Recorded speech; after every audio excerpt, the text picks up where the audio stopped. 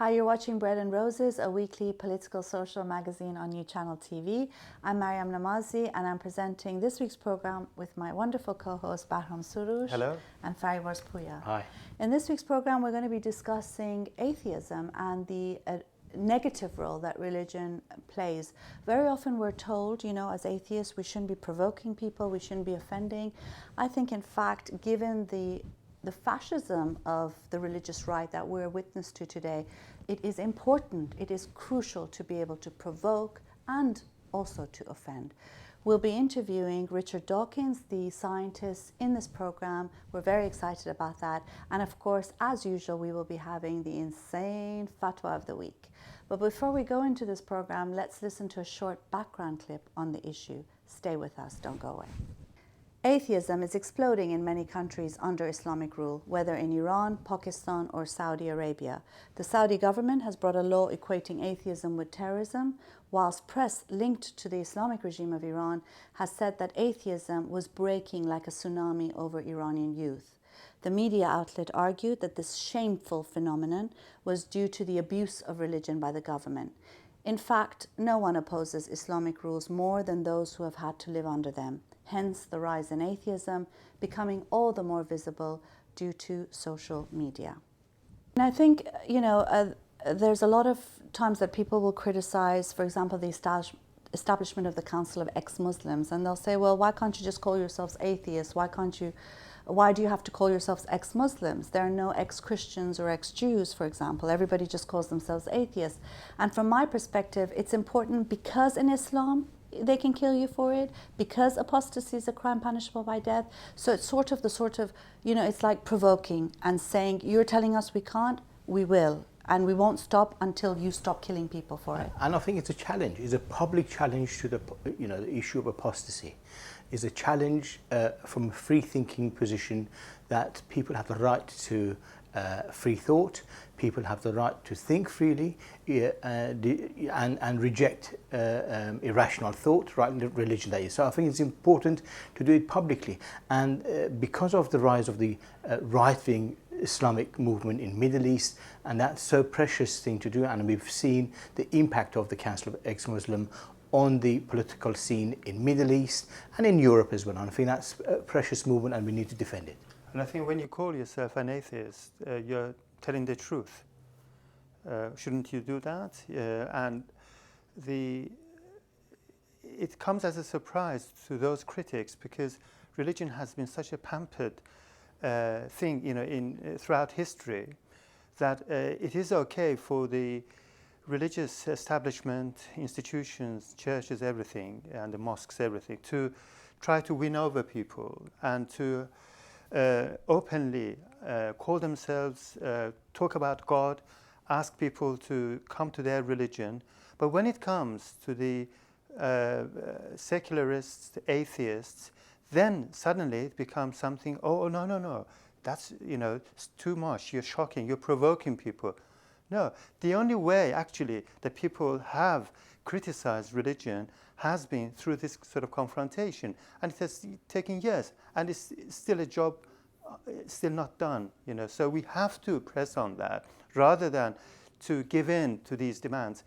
It's actually part of that, their repression, against the free thinkers, to try to bring some enlightenment to society rather than let it go back and, to regress. Yeah, I think one of the things is that when you look at those who are quite, in a sense, provocative, very often it's people who've lived under Islamic rules, who know it really well. And in a sense, it's a way of challenging, as you said. And it has to be done. When Marx called religion the opium of the masses, look at religion today. Islamism is really the genocidaire of people. It is slaughtering people as we speak. And then we're not supposed to offend. I think it's more offensive to behead someone and play with their head as a football. It's more offensive to stone someone to death, put them in a ditch and stone them to death. Me saying I'm an atheist and ex-Muslim, saying that I have a right to live and to think as I choose is not the offense. And I think it's a sad story when there are so many humanists and secularists who will tell you not to offend and to respect and be careful about religion? I think this approach of some section of the humanist movement is they have too much respect for religion, and they want to be part of sort of wishy-washy criticism of religion very slowly. That doesn't sort of change the status quo in a way, or slowly over the years, many years, hopefully you'll change people by arguing with them. But the fact of the rise of the secularist and atheist movement in Middle East and North Africa, there is huge social movement that demands it. That's why it's so important, and it's become an issue for the Islamic governments and for the repressive theocratical states. And I think that's what it is. Is a demand of the society, and there's such a huge young population in these societies that demand it, and actually in practice they are the ones who are facing this genocidal movement, as you mentioned. It's a demand and a need, an urgent need. Absolutely. Sure. And I think it's a question of power, power relations. Who is in a critical standpoint here? You see, we're not talking about an equal position in society where we are either governing or we are in a position of power, and they are the people who have to be challenging us. No, it's the opposite. They are the establishment. They've got all the wealth. They've got all the institutions with which they have, as part of the legacy of thousands of years of the fact that they have been next to the ruling classes. And then we are the critical voice. And if you're a critical voice, you have to be critical. So you have to provoke, you have to confront, you have to challenge. So that is part of our job. You can't say, no, don't do that. So all protest movements, they are about challenging, about questioning, about criticizing, and about, going into a fight with them. And it's always, so if you say, no, we want to have an inclusive society, this is the argument that is used, that everybody has to have their own share. No, but it's an equal situation. You can't say, okay, from that standpoint, okay, let's all of us live together. Yes, that's fine, but they're not the one letting us live as exactly, we choose. and because the onus is on us. The big weight is on us to challenge them. You see, that's why it is so important to clarify the position and not to give in to that sort of argument, I think. Let's listen now to the interview with Richard Dawkins. It's quite a short clip because he was rushing about, but he raises some really important points in them. So watch this and stay with us, and we'll be back to discuss this matter further.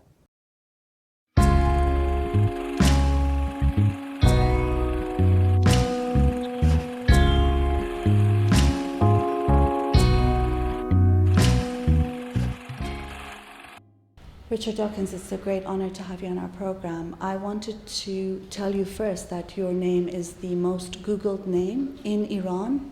They did a search and saw that it was actually your name that came up. And it shows just what a large following you have in Iran and in the Middle East and North Africa. I've come across countless ex-Muslims, and the first thing they often say is, I became an atheist as a result of the God delusion. Tell us a bit about that book, and I mean it's had huge effects. Well, I'm astonished by what you say, and delighted if that's really true about the most Googled name in Iran. I'm not even sure. Is it even translated into Persian? Is it the God delusion? I think actually a lot of your work and videos are translated into Persian by people who are fans. Yes, so it's not an official publication. Well, I'm delighted. I mean, the more access people have to it, the better. I'm extremely pleased about that, and delighted if it's true that my books are read in Iran. So that makes me feel very good. Thank you. Great. I mean, for those who haven't had a chance to read The God Delusion, tell us a bit about some of the main arguments you make in that book. Oh, it's a whole long book. I'm not sure I can possibly summarize. I mean, I suppose the central argument is that there is absolutely no scientific reason to believe in any kind of supernatural creator. I think it's an interesting scientific hypothesis that there is a supernatural creator. It is a scientific hypothesis, and it's false. And people who think that there is a good scientific reason to believe in a supernatural creator are wrong. They simply need to look at the evidence. In many cases, they simply haven't looked at the evidence. Many people, for example, are persuaded by the apparently designed nature of the living world. And you've only got to understand Darwinism to know that that's nonsense. So That, I suppose, is the central argument, but then in the second half of the book it goes into the evils that religion perpetrates. And evils on children, warfare, all sorts of things like that. I mean, I think especially for people who live in Iran or under Islamic rule, those are quite clear, and in a sense that's why we're seeing a rise of atheism, particularly via social media. I mean, do you have contact with people from the Middle East and North Africa via social media? Not very much, no. I mean, I would like to have more. So I don't have very much contact, no. What about, you've got a foundation for reason and science. What are the aims of that foundation? Well, Reason and Science sort of sums it up. And there are two foundations, one in Britain and one in America. And partly what we do is simply support other organisations. Like, for example, my British foundation supports your ex-Muslim organisation. The American one does a lot of different things, but among other things, what it does is to try to help ex-Muslims in America to get together and to recognise each other's existence and to gain confidence from each other's existence. Do you worry about the role that religion is playing now in the public space, particularly when you look at Islam and the political Islamic movement? Yes, very much so. I think that it's an extremely pernicious thing that people believe that because they have faith in something that somehow justifies. I mean, the only justifiable reason to believe in something is evidence. There is no other reason to believe in something other than evidence, broadly understood. And as long as people in the world think that a holy book or a priest or an imam or a faith tradition is a reason to believe something, and that's a sufficient reason to believe something, then extremists among them are going to be killing for that belief, and that's exactly what we're seeing. You have some interesting perspectives on faith schools and Islamic schools. Well, obviously in Iran all schools are Islamic, but the whole, the fact that they are tantamount to child abuse. Well, I think that indoctrinating children with false beliefs is, especially if they are distressing beliefs, like a belief in hell. I think that that teaching a children that they're going to burn in hell forever if they do bad things is child abuse. I think that labelling children as either Christian children, Catholic children, Protestant children, or Muslim children is child abuse. And I raise consciousness of this by saying you would never dream of talking about a monetarist child or a Hayekian child or a Marxist child or an existentialist child or a postmodernist child. Nobody ever does that. But we do talk about Muslim children and Christian children. Why? There's absolutely no justification for that. And that, I think, is a form of child abuse. Tying a label around a child's neck when the child is too young to know what it thinks. I mean, what do you think are the best ways to lessen religion's role in the public space? I mean, particularly when it comes to the state, the law, the educational system. Education, where education is not indoctrination, but teaching people to think for themselves, to think critically, to doubt, to question, to look for evidence. That, I think, is the best, possibly the only way. And as a final question, I mean, in a sense, your coming out project, where you encourage atheists to come out, particularly in places where they are facing pressure. Because we've also seen how wonderful it feels when you do actually find that you're not on your own. It is a great sense of liberation, and it's something that my foundation is actively involved in encouraging.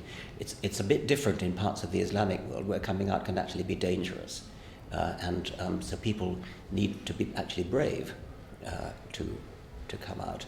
And I think the remedy there is to try to get enough of them to do it, because if sufficiently large critical mass come out, then the tyrannical authorities who might threaten their life will find it much harder to do so.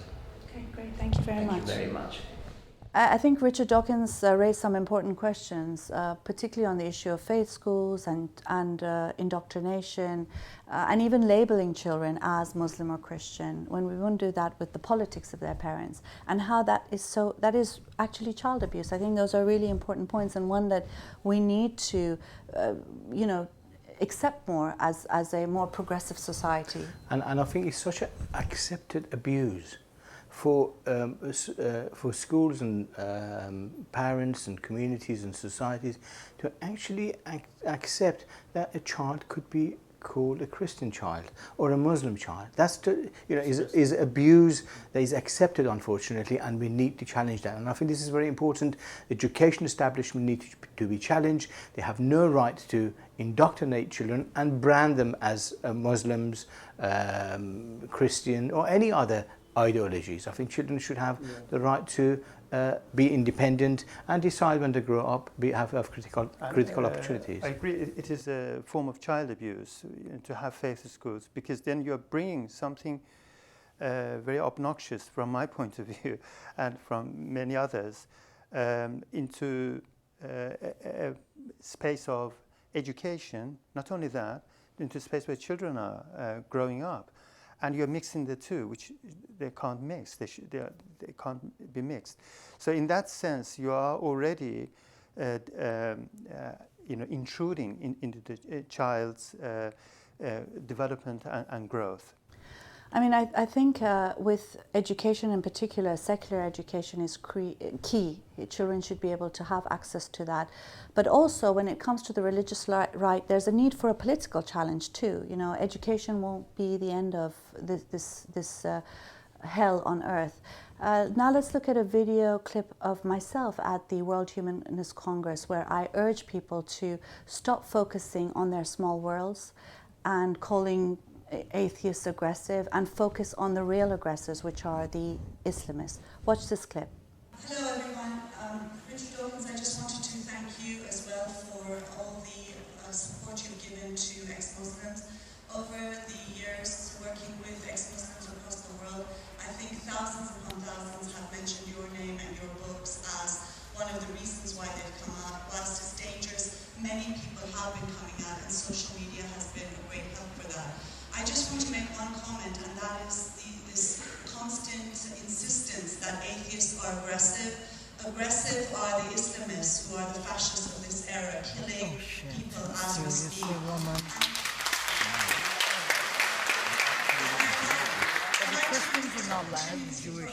To look beyond our little worlds and to look at the state of many, many people across the world, Muslims and non, who are faced with this new fascism, our dark ages of this era. ISIS, this is their flag. It says there is no God but Allah and Muhammad is his prophet. They have surrounded people in Sinjar who are dying of hunger, and they are slaughtering people as we stay here. I suggest that we all stop calling ourselves aggressive atheists and focus on the barbarians of our era.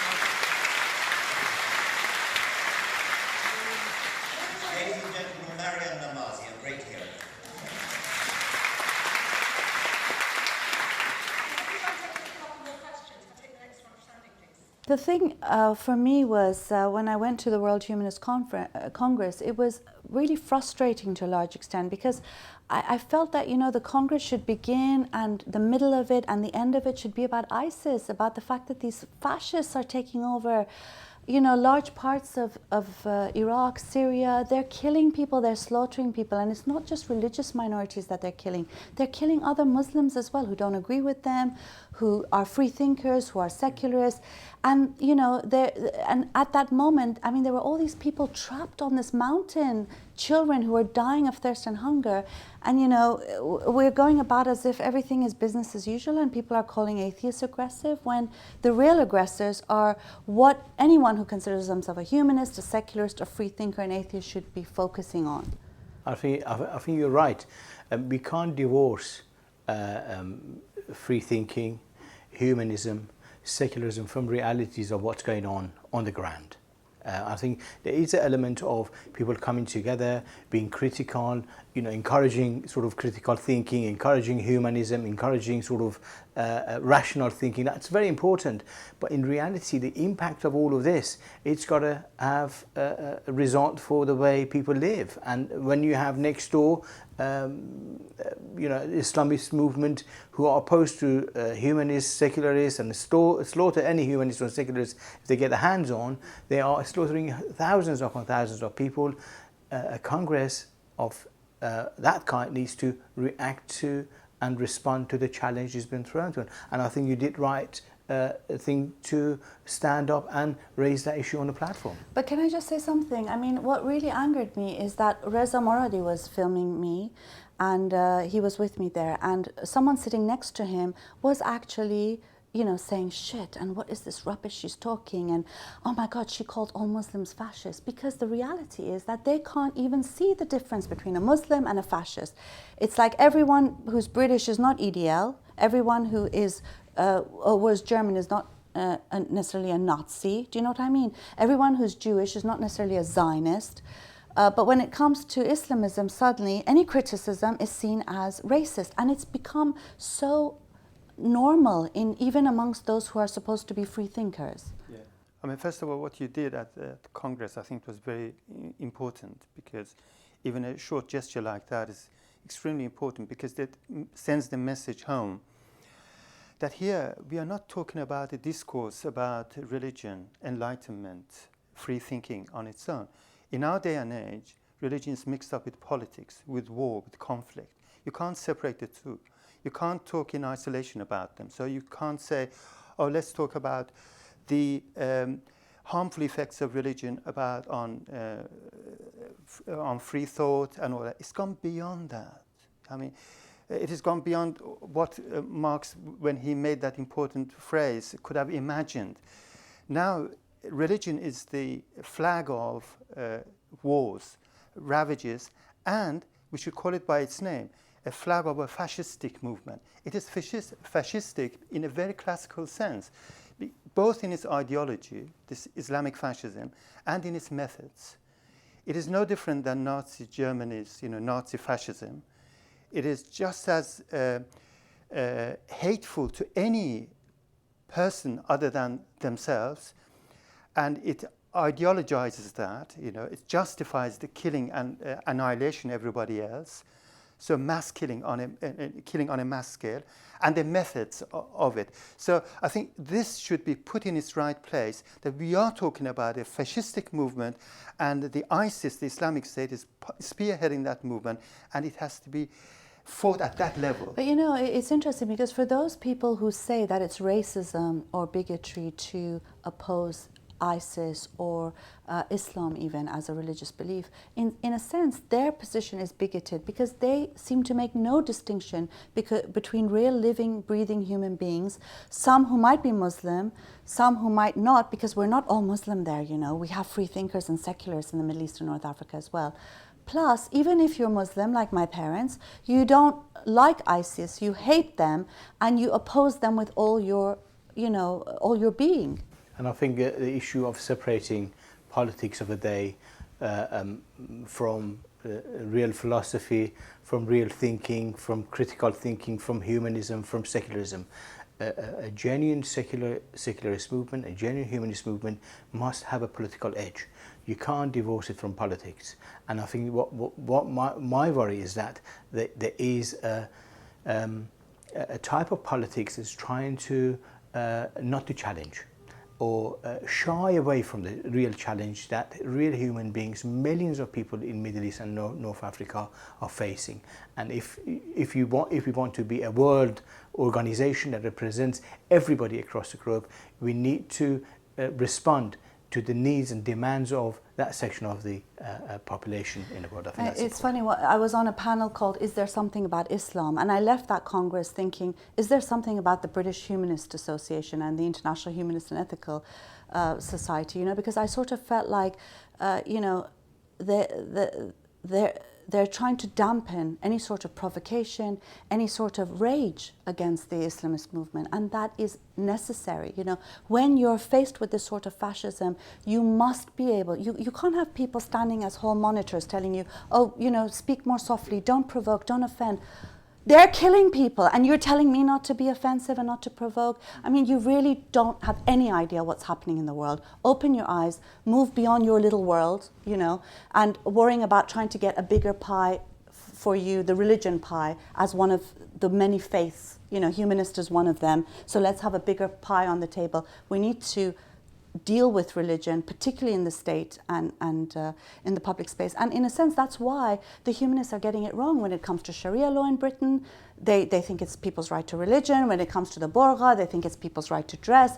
When the Law Society issues Sharia compliant guidances, they think it's a lot of fuss about nothing, because they don't see this movement as a fascistic one. It's either sitting on the fence or political naivety. You know, it's either of the two, because you can't fight this movement by not taking a stand. You have to take a stand. You can't say, okay, I'm trying to see what's happening, you know, to see both sides. There's only one side in a sense, because there is a movement which is aggressive, which is on the offensive, and it is killing, it's ravaging, you know, it is going about, and it's a political movement. We're not talking about all Muslims at all.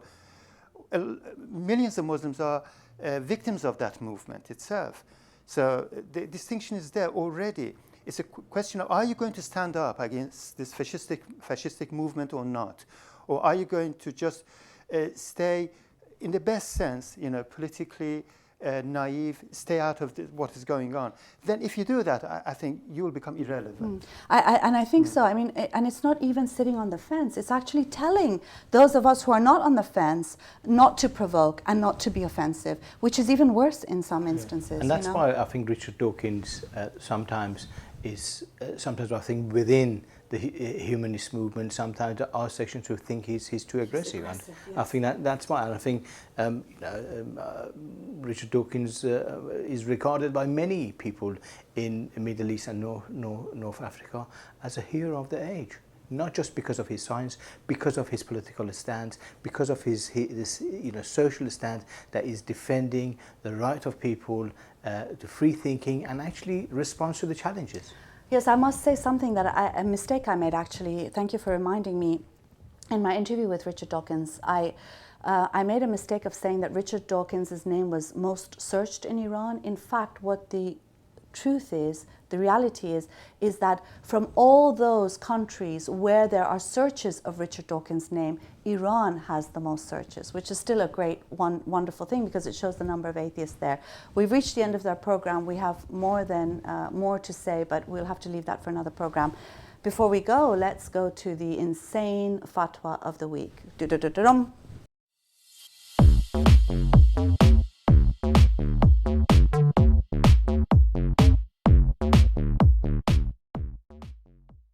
And this week's fatwa is from Iran's supreme leader, very, very funny name, Ayatollah Ali Khamenei, and he's issued a fatwa which bans online chatting between unrelated men and women, because he says that given the immorality that often applies to this, it is not permitted.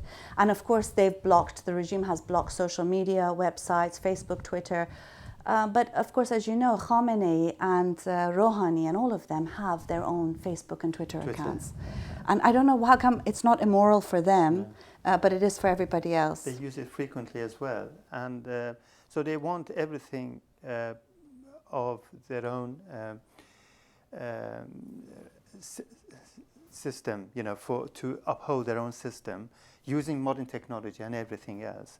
But it's only when, and to take society back, 1,400 years, it's only when people want to use it, for their own ends, which is actually, the majority of people, despite all these bans, they are using it. So I think they are on a losing game, Are you listening to the fatwa? I'm listening to the fatwa, and I think he is ridiculed in Iran. Yeah, of course. I think that's the thing. He is ridiculed. Nobody take him seriously. Nobody takes notice of what he's saying. The young generation have gone well beyond these, mafia group who don sort of religious clothes and grown beards, and that's it. Well, yeah. Again, the insane fatwa is considered insane by most sane people. We hope you enjoyed this week's program. Do tell us what you think. Until next week, we hope you have a wonderful week. Goodbye.